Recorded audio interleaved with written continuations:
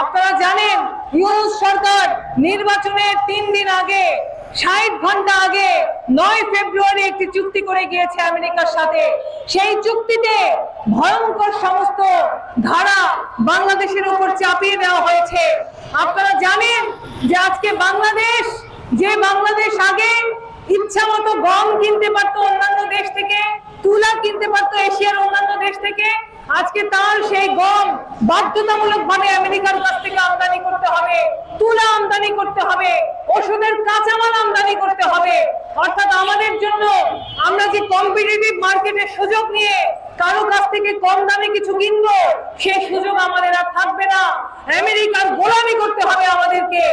আমাদের বোয়িং বিমান, সেই বোয়িং বিমান আজকে সারা পৃথিবীতে খুব কম জায়গায় কেনার চল আছে। সেই 14টা বোয়িং বিমান আমাদেরকে কিনতে হবে আমেরিকার কাছ থেকে।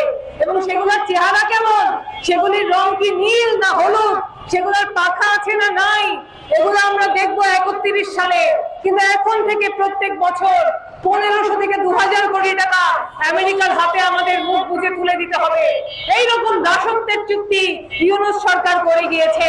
এবং সবচেয়ে মজার ব্যাপার হচ্ছে এই চুক্তি আমেরিকার হাইকোর্টেই, সেটাকে আপনারা জানেন আমেরিকার সুপ্রিম কোর্ট, প্রথমে নিউ ইয়র্কের ফেডারেল কোর্ট, পরে হাইকোর্ট এবং পরে সুপ্রিম কোর্ট 20 ফেব্রুয়ারি বাতিল ঘোষণা করেছে এবং বলেছে ট্রাম্প যেই ট্যারিফ বসিয়েছেন, যার প্রেক্ষিতে চুক্তি হয়েছে, এই আইনটাই অবৈধ।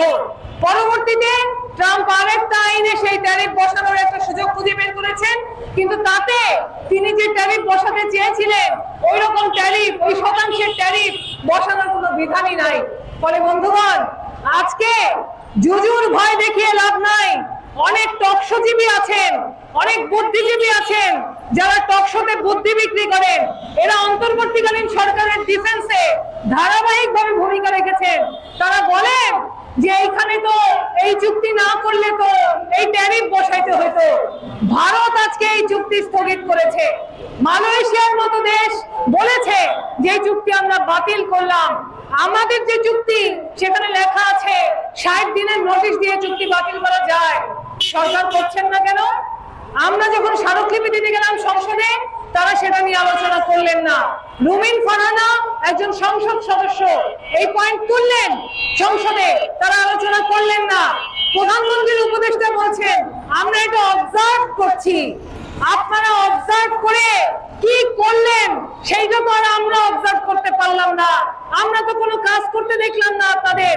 আপনারা শুধু চুপে চুপে বোয়িং কোম্পানির সাথে প্লেন আনার চুক্তিটা ফাইনাল করেছেন, এইটুকু আমরা অবজার্ভ করেছি, আর তো কিছু আপনারা করেন নাই। আজকে আমাদের ওষুধ শিল্প বরিশালে আপনারা জানেন যে কয়টা কারখানা আছে তার মধ্যে ওষুধের কারখানাই বেশি।